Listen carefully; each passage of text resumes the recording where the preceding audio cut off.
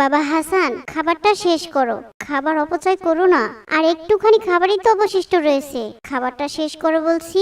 না আম্মু, আমি আর খাবো না। আমার এখন খাবার খেতে ইচ্ছা করছে না। হাসান, খাবারটা অপচয় করো না বাবা। তুমি কি জানো অপচয়কারীকে আল্লাহ পাক পছন্দ করেন না? তুমি নিশ্চয়ই আল্লাহর প্রিয় বান্দা হতে চাও, আর আল্লাহর প্রিয় বান্দারা কখনোই অপচয় করে না। হ্যাঁ বাবা, আমি অবশ্যই আল্লাহর প্রিয় বান্দা হতে চাই। তাহলে এবার খাবারটা অপচয় না করে খেয়ে নাও বাবা। ঠিক আছে বাবা, আমি এখনই খাবারটা শেষ করছি। আমি কখনোই আর খাবার অপচয় করব না, ইনশাআল্লাহ। এরপর হাসান খাবার শেষ করে ঘুমাতে যায়। আর তখন তার আম্মু হাসানকে বলল, আচ্ছা বাবা হাসান, তুমি কি ঘুমাতে যাওয়ার পূর্বে ছোট্ট আমলটি করেছো, যা আমাদের প্রত্যেক মুসলমানদের করা উচিত? আম্মু, তুমি কি ঘুমানোর আগে যে দোয়াটি পড়তে হয় সেই ছোট্ট আমলটির কথা বলছো? কিন্তু আমি তো বেশ কিছুদিন ধরে দোয়াটি পড়তে ভুলেই যাই। এখন আর আমি সেই দোয়াটি মনে করতে পারছি না, তাই পড়িনি। বাবা হাসান, মনে রেখো, আমল যত ছোটই হোক না কেন, তা যদি নিয়মিত করা হয় সে আমল আল্লাহর কাছে অত্যন্ত পছন্দের হয়। আর যে কোনো আমলই যদি তুমি নিয়মিত না করো তাহলে তা ভুলেই যাবে, এটাই স্বাভাবিক। আমি তোমাকে অনেক আশা নিয়ে মাদ্রাসাতে দিয়েছি, আর আল্লাহর কাছে সর্বক্ষণ দোয়া করি আল্লাহ পাক যেন তোমাকে পাকা মুমিন বান্দা করে গড়ে তোলেন। তোমার কাছে আমি এটি আশা করিনি বাবা। আম্মু, আমার ভুল হয়ে গেছে, আমাকে তুমি মাফ করো। তুমি একবার আমায় ঘুমানোর পূর্বের সেই দোয়াটি শিখিয়ে দাও, এরপর থেকে আমি নিয়মিত আমল করব। আচ্ছা ঠিক আছে, ঘুমানোর পূর্বের দোয়াটি হলো আল্লাহুম্মা বিইসমুকা আমুতু আহিয়া। এই দোয়াটি ঘুমানোর আগে প্রতিদিন 3 বার করে পড়তে হয়। বাবা, তুমি এবার একটু পড়ো দেখি। আল্লাহুম্মা বিইসমুকা আমুতু আহিয়া, আল্লাহুম্মা বিইসমুকা আমুতু আহিয়া, আল্লাহুম্মা বিইসমুকা আমুতু আহিয়া। এবার তুমি ঘুমিয়ে পড়ো বাবা, আমি আসি। আল্লাহ হাফেজ। আল্লাহ হাফেজ আম্মু। পরের দিন হাসান তার বাবার সাথে বাজার থেকে ফিরছিল। পথিমধ্যে দেখলো একটা অ্যাক্সিডেন্ট হয়েছে, আর একজন লোক প্রচন্ড আঘাত পেয়ে পড়ে আছে। এরপর হাসান ও তার বাবা সেখানে এগিয়ে গেল। কি হয়েছে ওনার? এভাবে পড়ে আছেন কেন? আর আপনারা এবার দাঁড়িয়ে দেখছেন? তাড়াতাড়ি ওনাকে ধরুন, এক্ষুনি ওনাকে হসপিটালে নিতে হবে, না হলে যে উনি মরে যাবে। তাড়াতাড়ি ধরুন আমার সাথে। না ভাই, আমরা কেউ ধরতে পারবো না। কোন জায়গার না কোন জায়গার লোক, না জানি কোন বিপদ হয়, পুলিশ কেসও হতে পারে। আমরা ধরতে পারবো না ভাই। সি সি, এসব কি বলছেন আপনারা? আল্লাহ আপনাদের হেদায়েত দান করুন। বাবা হাসান, শিগগিরই আমার সাথে ধরো, ওনাকে হসপিটালে নিতে হবে। হ্যাঁ বাবা, আমি এখনই একটা গাড়ি দাঁড় করাচ্ছি। এরপর হাসান ও তার বাবা অ্যাক্সিডেন্ট হওয়া লোকটিকে হসপিটালে নিয়ে যায়। লোকটির ট্রিটমেন্ট হওয়ার পর সুস্থ হতে থাকে। বাবা, লোকটি রাস্তার ধারে পড়েছিল, অনেকেই দেখছিল, কেউ ওনাকে হসপিটালে নিয়ে আনার জন্য সাহায্যও করলো না। কিন্তু তুমি ওনাকে কেন হসপিটালে নিয়ে আসলে? আমরা তো ওনাকে চিনি না। হাসান, আমরা সকলেই আল্লাহর বান্দা, আর আল্লাহ পাক বলেছেন, হে আমার বান্দা, তোমরা বিপদে একে অন্যের সাহায্য করো। তাই আমি ওনাকে হসপিটালে নিয়ে ওনাকে সাহায্য করেছি। বাবা, তুমি শুধু মনে রেখো, যে মানুষ অন্যের বিপদে ঝাঁপিয়ে পড়ে, আল্লাহ পাক সেই মানুষকে সকল বিপদ থেকে হেফাজত রাখেন। হ্যাঁ বাবা, আমিও বিপদে সকলকে সাহায্য করব, ইনশাল্লাহ। এরপর একদিন হাসান মাদ্রাসার ক্লাসে বসে তার বন্ধু শফিককে এইসব কথা বলছিল। হাসান, তুমি এবং তোমার বাবা দুজনেই অনেক ভালো। তোমার মতো বন্ধু পেয়ে আমি খুব খুশি। তুমিও অনেক ভালো বন্ধু। তোমার কাছে এসব কথা বলতে পেরে আমারও খুব ভালো লাগছে। আচ্ছা ঠিক আছে, এবার চলো বন্ধু, আমরা বাইরে থেকে আইসক্রিম খেয়ে আসি। আচ্ছা ঠিক আছে বন্ধু, চলো।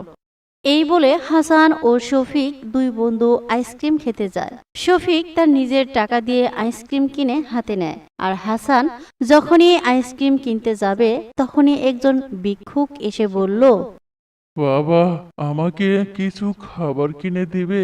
সারাদিন আমি কিছুই খাইনি, আমাকে কিছু সাহায্য করো বাবা। আমার কাছে কোনো টাকা পয়সা নেই, আমি কিছু দিতে পারবো না, তুমি যাও। আমার কাছে তো আইসক্রিম কেনার জন্য 10টা টাকা আছে।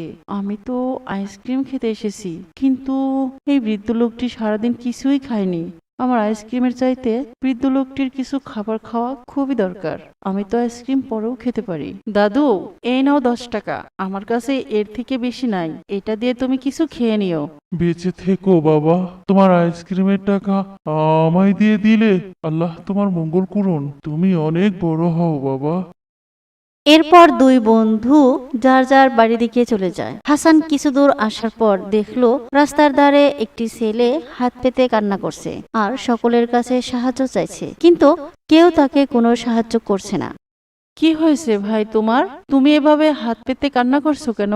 কি নাম তোমার? আমি ওমর। আমার বাবা খুব অসুস্থ, আজ 3 দিন ধরে জ্বরে বিছানায় শুয়ে আছে, কিন্তু টাকার অভাবে আমি আমার বাবার জন্য ওষুধ কিনতে পারছি না, তাই এখানে হাত পেতে দাঁড়িয়ে আছি, কিন্তু কেউ আমাকে সাহায্য করছে না। হাসান মনে মনে ভাবলো, আমার কাছে তো কোনো টাকা নেই, আমি বরং ওমরকে বাড়িতে আব্বুর কাছে নিয়ে যাই, আব্বু নিশ্চয়ই ওমরকে কিছু সাহায্য করবে।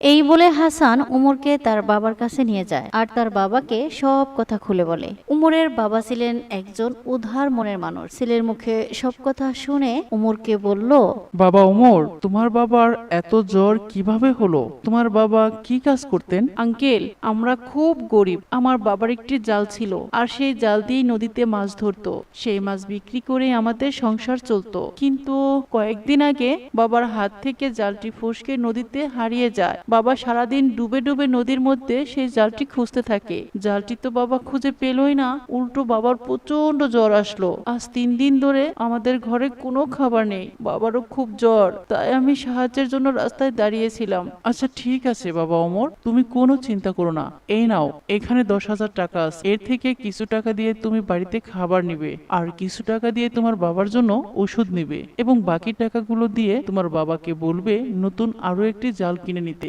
আঙ্কেল, আপনাকে অনেক ধন্যবাদ, আল্লাহ আপনার মঙ্গল করুন। আমি তাহলে এখন যাই, তাড়াতাড়ি বাবার জন্য ওষুধ নিতে হবে।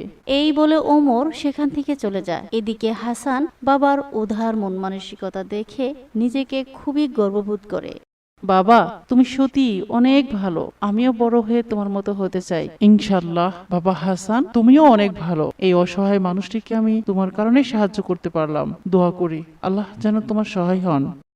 এরপর বেশ কিছুদিন কেটে যায়। একদিন হাসান তার বন্ধু শফিকের সাথে নদীর পাড় দিয়ে হাঁটছিল। বন্ধু দেখো, কি সুন্দর সুন্দর পদ্ম ফুল ফুটে আছে, চলো না বন্ধু দুজনে মিলে ফুলগুলো তুলে নিয়ে আসি। বন্ধু, আমি তো সাঁতার জানি না, আমি নদীতে যেতে পারবো না, আমার ভয় লাগে। আরে বন্ধু, আমিও তো সাঁতার জানি না, কিন্তু ওই ফুলগুলো যে আমার খুব ভালো লাগছে। আচ্ছা বন্ধু, আমরা বরং একটা লাঠি দিয়ে ওই ফুলগুলোকে নদীর পাড়ে নিয়ে আসি, তারপর খুব সহজেই হাত দিয়ে তুলে নিতে পারবো। এই বলে হাসান একটি লাঠি দিয়ে নদীর ভিতরে থাকা পদ্ম ফুলগুলো কাছে আনার চেষ্টা করছিল। হঠাৎ হাসানের পা পিছলে যায় আর হাসান নদীর ভিতরে পড়ে যায়।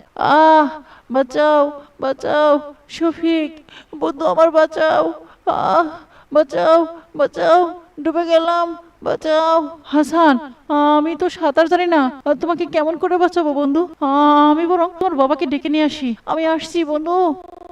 এই বলে শফিক দৌড়ে হাসানদের বাড়ির দিকে ছুটতে লাগলো। এদিকে হাসান পানিতে হাবুডুবু করতে করতে নদীর ভিতরের দিকে যাচ্ছিল।